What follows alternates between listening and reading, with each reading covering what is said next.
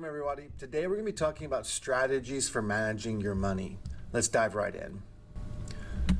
So the goals for the course are to help you spend your money in a way that's consistent with your values. We won't always agree on what good or wasteful purchases are, but that's not for us to agree on. You get to spend your money the way you want to. What I want to do is help you understand how to do that in a way that's consistent with your values, how you want to do things. We'll also open your ideas to ways to invest your money and spend your money to have it work for you. So the big question we're asking ourselves always is, does the way I spend my money, does it help me become the person I want to be? Does it help you achieve your goals? Oftentimes it's good to think of spending in terms of needs and wants. So we're not going to always agree on what needs and wants are.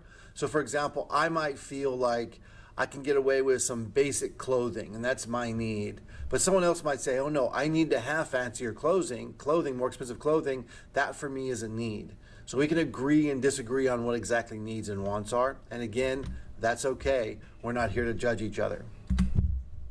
All right, a budget. So what a budget is, it's tracking of your spending and then setting goals for how you spend your money. So you're gonna track what you're spending your money on and then say, oh, I don't like how I'm spending my money in this way.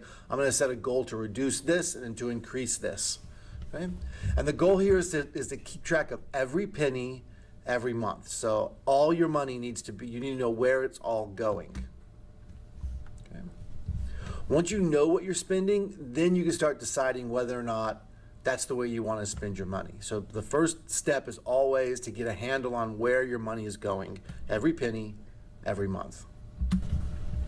The first strategy for doing this is called a debit strategy.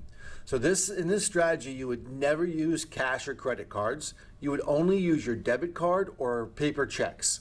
And the reason for this is all of your transactions then will be available on your banking statement, and you can easily look on your phone or your computer and see exactly where your money is going. Also, most banks allow you to download those transactions, and you can put them into a spreadsheet really quickly and then categorize them and start doing some stuff with them. We'll actually do some of that work in class as well. You'll learn how to do those things. Some of the drawbacks of this strategy. It can be hard to remember what you purchased. So when you swipe your debit card at Target, you don't get a list of the items you purchased. You just get a thing that says Target $80. And you might later go, well, did I go there? Did I buy groceries? Did I buy clothing? What did I buy when I did that? So that can be a drawback. And a lot of people report that when you're just swiping a credit card, it's so easy to do that you might spend more money than what you normally would spend because you're not actually seeing the money disappear. It's just happening in the background. The second strategy I want to talk about is the receipt strategy. So in this strategy, you can use whatever purchasing technique you want. The key is that you hold on to the receipt and you put it in your pocket or your purse, and then you'll enter that into something to keep track of how much money you're spending. Okay? Here, some of the benefits here is you don't have to limit yourself to one type of purchasing. You can purchase however you'd like, just keep the receipt.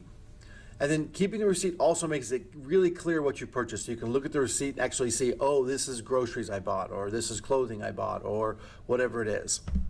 Some of the drawbacks here is that you do have to keep track of these tiny little pieces of paper, and then you kind of have to manually input them in to see what category they go in. The third one we're going to talk about is called envelope stuffing. And this one, what you do is when you get paid, you go to the bank and you get your check and you get it as cash back. Then you take that cash and you put it in a series of envelopes to manage your spending. So if you know that you want to spend $300 on groceries this month, you put $300 in that envelope. And then throughout the month when you need to go grocery shopping, you pull cash out of the grocery envelope and you go spend it. You put the change back in there. And that way you can see exactly how much money you have left. It's really tangible. So that's a really nice benefit. And some people say that having that physical money slows down their purchasing because you're like, wow, I'm giving up like $20 bills. Like if you go to buy $150 of groceries, you really feel counting out all that money instead of just swiping a card really fast. Drawback, it requires using cash instead of debit, so making online purchases might be harder, but again, some people say They like that because it slows them down from buying things online. And then the other drawback is if you misplace an envelope, you've lost the cash inside. So if you lose your wallet, you can just cancel your debit card or credit card and get a new one, no loss of money. In this strategy, if you lose this, you lose the cash. Okay. Next thing I want to talk about is the concept of paying yourself first. So this is something we'll come back to a few times in the course. This means that at the beginning, whenever you get a paycheck, one of the first things you do is you take money and you put it into your savings account. And this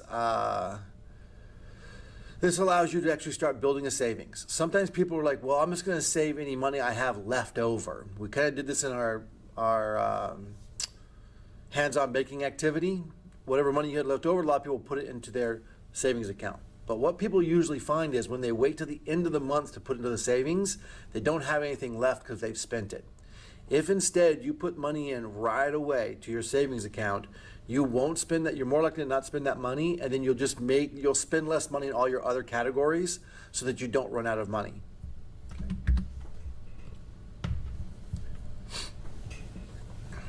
So here, like I said earlier, most people pay themselves last, and they find that they don't have any money at the end of the month to actually make a savings account.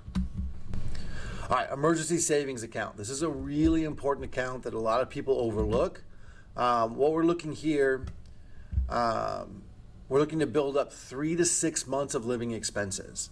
So this emergency savings account is going to come in handy for unexpected expenses. So this is not like, oh, I want to go on vacation. This is not that account.